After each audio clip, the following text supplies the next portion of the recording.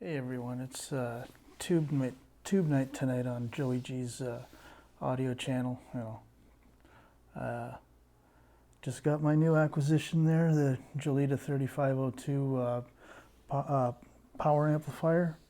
I replaced the 6550s that were in there originally with KT 150s. Kept the stock 12AX7s for the input stage. And yeah, I'm a convert. I'll never go back to transistors again, man. It's all those tubey adjectives, euphoric this, and mellow that, and microphonics, and all that crap that you hear. It's all true, man. It's I've done the Class D thing. I'm still doing the Class D thing because I've got the 1,000-watt ice power amps in the bottom of the KEF cabinets. And what can I say? I mean, I love the sound. I've got a complete tube front end now. There's not much you can really say. I mean, it just sounds awesome. It's hard to describe it. In very intimate kind of music, you'll pretty much hear, the sound of the room that the singer was in, things like that. I just got through watching Roy Orbison Black and White Night, and aside from the crowd noise, the applause and all that, which is always harsh on the ears anyways, right? It just, everything sounds right. And yeah, there is a difference between transistor amps and tube amps. I've never ran a tube amp in my life. I've always run Class A, B, Class Ds, that kind of stuff. I've never had a Class A amp. I've heard Class A amps, right? Personally, I don't see what the big deal is other than they are, big heaters, right? Well, again, so is that, but at least that's cool to look at, and it's not much else really to tell you guys. I mean, I'm not going to part with it. It's,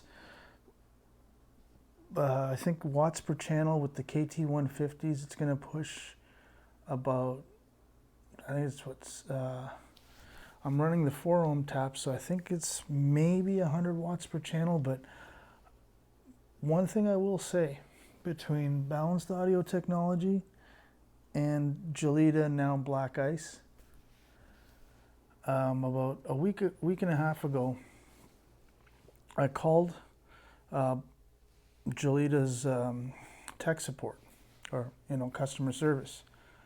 Guy picks up the phone. Had a nice conversation, went about 20 minutes or so, almost a half an hour. And I told him, I said, yeah, I bought this Jolida 3502 Preamp from Music Direct. It was $1,200. Couldn't go wrong because they're not making this amp or the integrated version of this amp anymore, right? You've got to go to the Black Ice version, which is, essentially the same, but I guess they've made some improvements. But again, the price was right. Getting back to Mike Allen. So I'm talking to this guy for about 20 minutes. I told him, would I be better off getting the KT 150s and swapping out the 6550s that are in there? And he basically said, you can do it if you want. He says, maybe you want to listen to it with the 6550s first for a little while, and then decide if you want to swap out the KT 150s. And I thought, okay. He likes the KT 150s in this amp, and again, I never did listen to the 6550s because as soon as I ordered the amp from Music Direct, I went on Upscale Audio's website, and next thing you know, I'm ordering 4 KT 150s at $100 a pop with the cryogenics, and it's the platinum version. There is no Kevin Stash version of the KT 150s. And then while I was on there, I thought, well, I've been having some, not issues with the BAT preamp, but I didn't really know how old the tubes were in there, and yes, I have pulled them out a few times just for cleaning and things. And you know, I've been noticing a little bit of, like I mentioned before in one of my previous videos, about dullness in one of the channels. Well, so I called, no, sorry, I apologize. I emailed BAT. Next thing you know, on a Saturday, I get a reply back from Victor Kamenko. And basically telling me that, you know, yeah, go ahead and replace the 6H30s. And I asked him about how do I, you know, clean the tube sockets, the pin sockets for the tubes. And he says, well, don't use toothpicks, don't use weird little, you know, brushes or cleaners and things like that. He says, just take some deoxit, put it on the tube pins, insert it into the socket in and out a few times. That'll clean out any crud or any oxidation that you've got, or possibly have if you're not sure. And that's it. Don't do anything else. You know, as far as his preamps go, that's his advice, and I went with it. And it did work. But again, I put new tubes in there. Same thing, I got them from Upscale Audio, Cryoed and all that stuff. Did it make a difference? Yeah, it did. You know, that whole issue with the dullness in the one channel went away. I'm still getting a tiny popping noise when I change inputs, but I went on a few forums and they'd mentioned about replacing the 6-pack capacitors, then it should take the noise away. But I know better than to just trust a forum to do a fix. And in my email conversation or email discussions with Victor, I mentioned about the 6-pack caps, and he said, yeah, if you change the capacitors out, it should get rid of the popping noise. And then the day of, you know, I was like a little kid, you know, waiting for Santa Claus to show up. This would have been last week. I was waiting for the amp. I knew the amp was going to come in first, and then the tubes would come in like a day later, and that's fine. So I basically, while I was waiting, I had to go run some errands. So I told my son, wait for, I think it was UPS. No, it was FedEx. Sure as shit, I leave the house after waiting all morning, you know, checking the tracking number 50,000 times. Not 2 minutes, my kid calls me. He says, yeah, Dad, your box arrived. And the FedEx driver had it on a cart, brought it over. And then when my kid went to go pick up the box, and, you know, he works out, he's a strong kid. Dad, this thing's a fucking ton. He says, well, yeah. I pulled the damn thing out of the box. In my 37 years of doing this crap, you know, from old crappy Pioneer receivers and all those fucking vintage receivers, they all sound like shit. My own personal opinion. I had an SX3700. It got me through high school and community college. Fuck it. I went to an ADCOM amp and preamp. Hell in heaven difference. This thing weighs a ton. And those special transformer German sourced cores, they weigh a ton, man. But once it's set up, beautiful, beautiful music. I mean, as I said before, tubes have a sound. Tubes have a sound to them. It's I could hear the difference between a transistor amp and a tube amp. It's night and day. Now, is this as good as a Mac 275 amp? I honestly couldn't tell you. Unless somebody dropped one off here for me to do an AB with, I couldn't tell you. But personally, the justification between $1,200 on this and a used MC275, which pretty much runs anywhere between $4,000 to $5,500 depending on the condition, $6,000 new, I believe.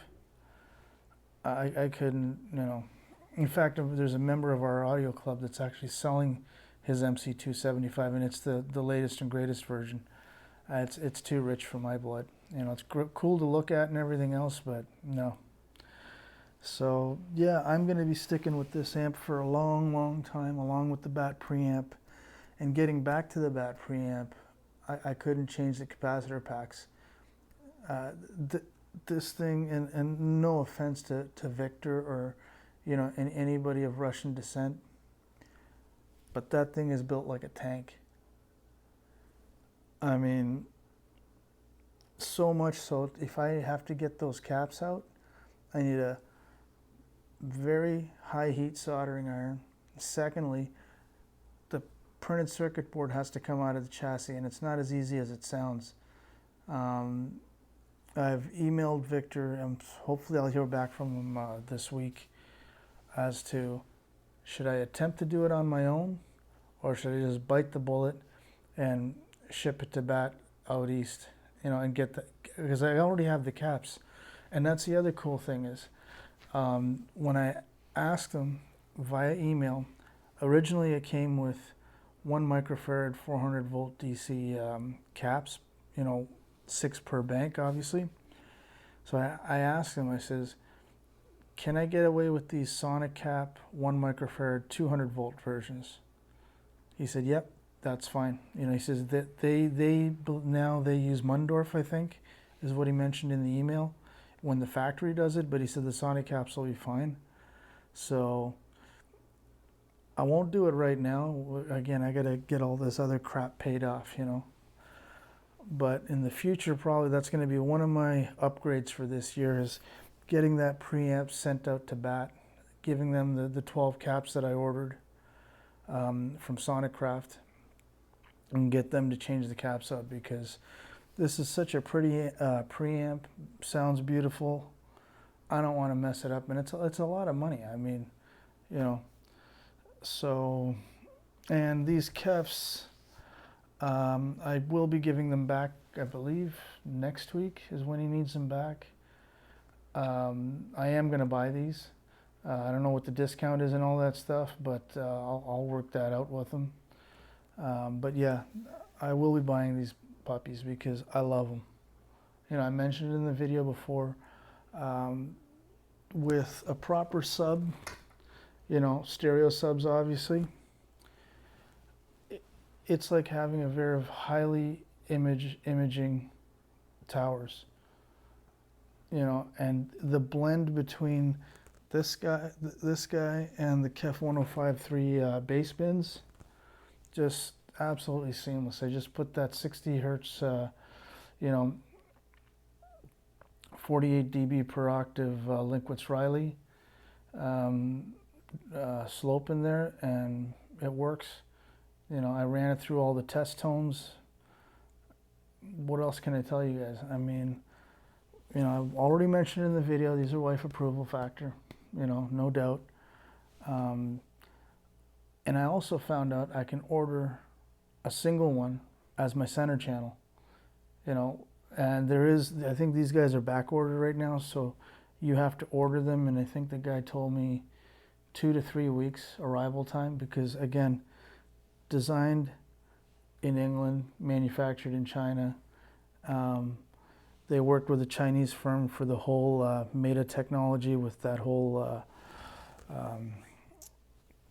circular waveguide, whatever, on the back of the driver here to basically absorb all that energy from the tweeter. It's kind of cool. I mean, I actually tried to read the AES white paper that they did on it. The AES white paper they did on it. It's available online for free. Just go to KEF's website. You'll find it there. And it's a very interesting read. I mean, they did their homework, and the proof's in the pudding. One thing though, I got a tiny little bit of hum coming through ever since I plugged that tube amp in. So if there's a ground loop in my system, I'm going to chase it down. Probably make another phone call to Mr. Allen there just to see if he's got any advice. But I mean, it's one of those things. I'm sitting next to the speaker and I can hear it. Probably the microphone's going to pick it up, you know, whatever. But as soon as I go to my listening spot, even on the quietest passages, I don't even know it's there. And again, I'm not running any power conditioning anymore in my system, you know. So, you know, and I do know with the power conditioner that hum's not going to go away. You know, you got to figure that out for yourself.